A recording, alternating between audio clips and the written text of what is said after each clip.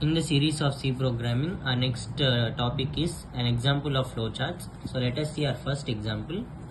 So the question which is given is draw a flowchart and calculate f equals to ma. మన last వీడియోలో we have seen that F equals to M into A. మనం only flow chart ఒకటి గీసాం, కానీ ఈసారి ఏం అడిగాడు, when M value and A value are less than 10, అంటే ఎం అనేది లెస్ దాన్ 10 అయి ఉండాలి, ఏ అనే వాల్యూ కూడా లెస్ దాన్ 10 అయి ఉండాలి. సో ఇది ఒక కండిషన్ బేస్డ్ స్టేట్మెంట్ అనమాట. సో నేనేం చెప్పా, కండిషన్ బేస్డ్ స్టేట్మెంట్కి ఫస్ట్ ఫ్లో చార్ట్కి మెయిన్గా ఇంపార్టెంట్ అనేది స్టార్ట్ అనే దానికి ఇస్తున్నాం. నెక్స్ట్ ఇన్పుట్స్ని క్యాలిక్యులేట్ చేయాలి. ఇన్పుట్స్ క్యాలిక్యులేట్ చేయడానికి first identify variables. M A ఉంది, ఎఫ్కి అసైన్ అయ్యి ఉన్నాయి. So you need to read the values as they are not given in the question. Read M and A. So input and output ఆపరేషన్స్కి we'll use parallelogram, అది మనకు తెలిసిందే. Next దీనికి connection arrow ఇచ్చి నెక్స్ట్ ఏమి ఇచ్చాడు, when M value and A value are less than 10 అన్నాడు. అంటే ఏంటి, 10 కంటే ఎం వాల్యూ ఏ వాల్యూ తక్కువ ఉండాలి. So I will draw a rhombus. ఈ రాంబస్ అనేది దేనికి వాడతామంటే condition checking. To check a condition we use rhombus. M less than 10, A less than 10.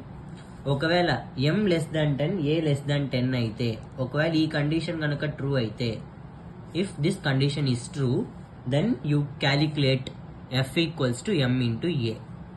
So calculate f equals to m asterisk a. Asterisk is nothing but your multiplication operator. We all know that. So since this is a calculation, I use my rectangle symbol. So ఇక్కడ దాకా okay. Suppose ఇప్పుడు నాకు ఈ condition satisfy అవ్వలేదు, it is no, then what I use, no అనేది వాడతాం. So no అనే కండిషన్లో ఏం చేస్తున్నా, ఒకవేళ ఈ కండిషన్ కనుక సాటిస్ఫై అవ్వకపోతే ఇన్వాలిడ్ అని డిస్ప్లే చేస్తున్నా by default. Display invalid. Since ఇది వచ్చేసి మనకి అవుట్పుట్ ఆపరేషన్. అవుట్పుట్ అండ్ ఇన్పుట్స్కి we have set that we use parallelogram symbol.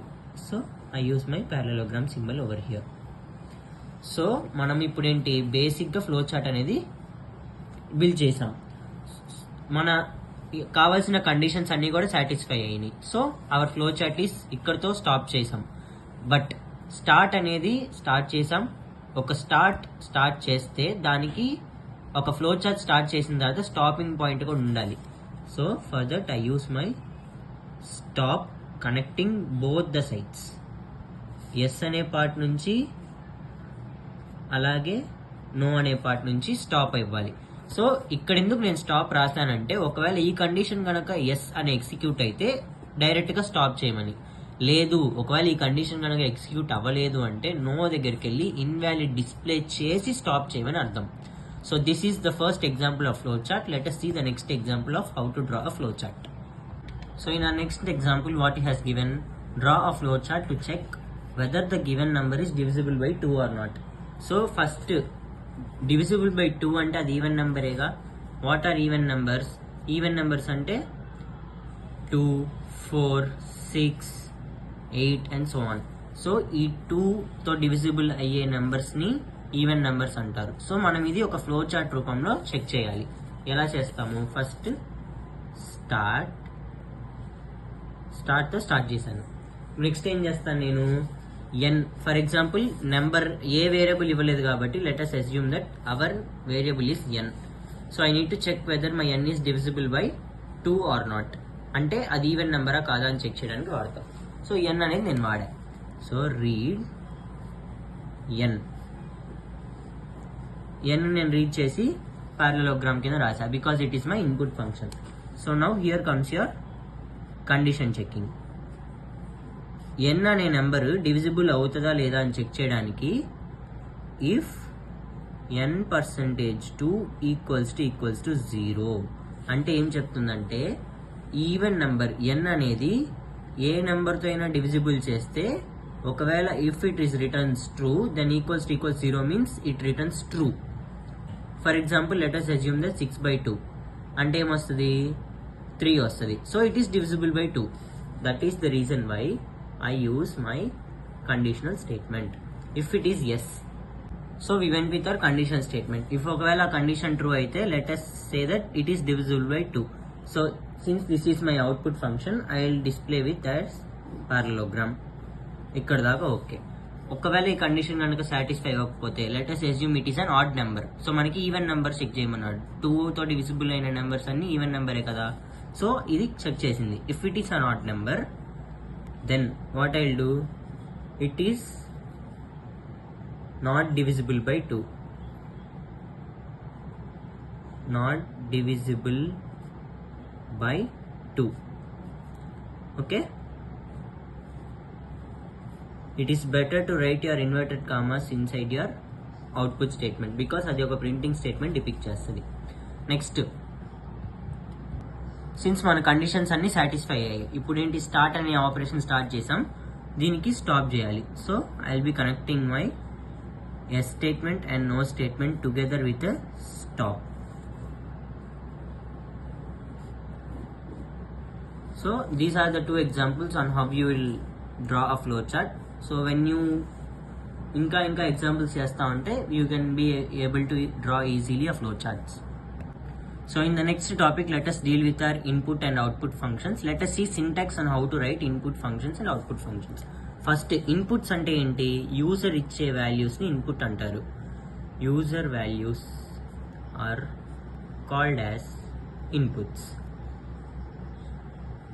Next, మన సి ప్రోగ్రామింగ్లో ఇన్పుట్స్ ఇవ్వడానికి ఒక స్పెషల్ కీవర్డ్ వాడతాం, దాన్ని స్కాన్ఎఫ్ అంటారు. స్కాన్ఎఫ్ అని ఎప్పుడైనా కనిపిస్తే అది ఒక ఇన్పుట్ ఫంక్షన్ అవుతుంది. సో ఈ స్కాన్ఎఫ్ రాయడానికి సింటాక్స్ చూద్దాం. ఫస్ట్ స్కాన్ఎఫ్ అని ఒక కీవర్డ్తో స్టార్ట్ చేస్తాం. Scanf followed by your parenthesis. So ఈ పారాంథసిస్ ఎందుకు వాడతాం, bracket are parenthesis.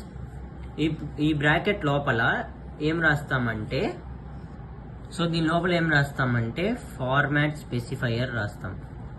Format specifier అంటే ఏంటనేది నెక్స్ట్ అప్కమింగ్ వీడియోలో చూద్దాం. సో ఇది రాసిన తర్వాత కామా పెట్టి అడ్రస్ ఆఫ్, సో ఈ ఎండ్ అనే సింబల్ ని మనం అడ్రస్ ఆఫ్ అంటాము, address of that variable name.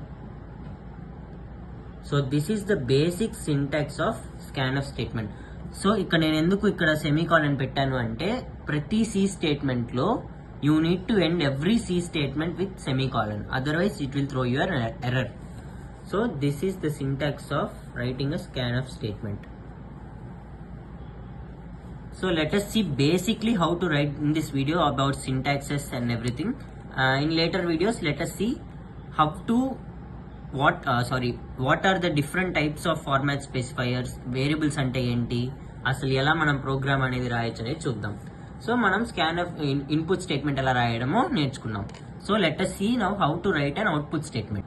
So in output function ante enti, output function ante computer అనేది మనకి వాల్యూ రిటర్న్ చేసి ఇస్తుంది.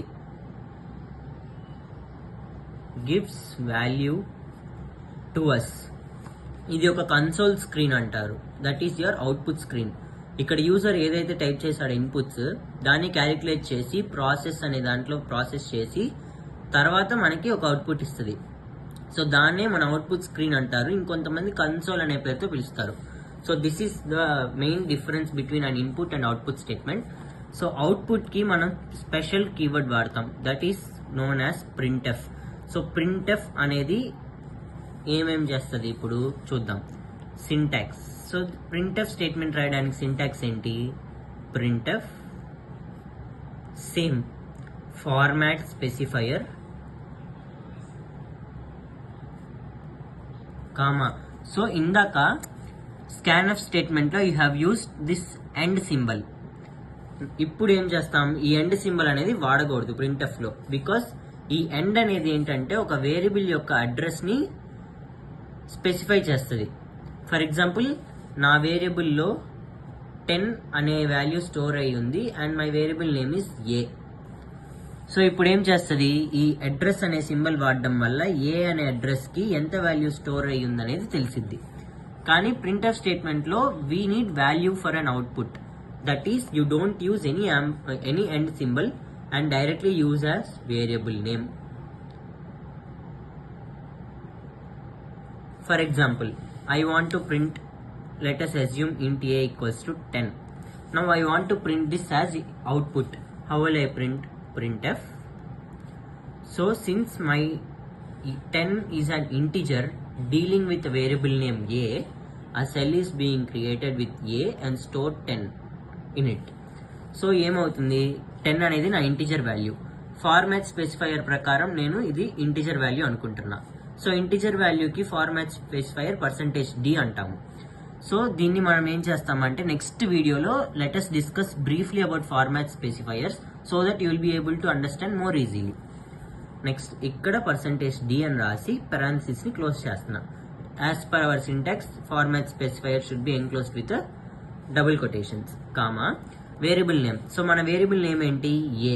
ఏ అనే వేరియబుల్లో 10 అనే వాల్యూ స్టోర్ అయ్యి ఉంది comma 10 followed by your semicolon.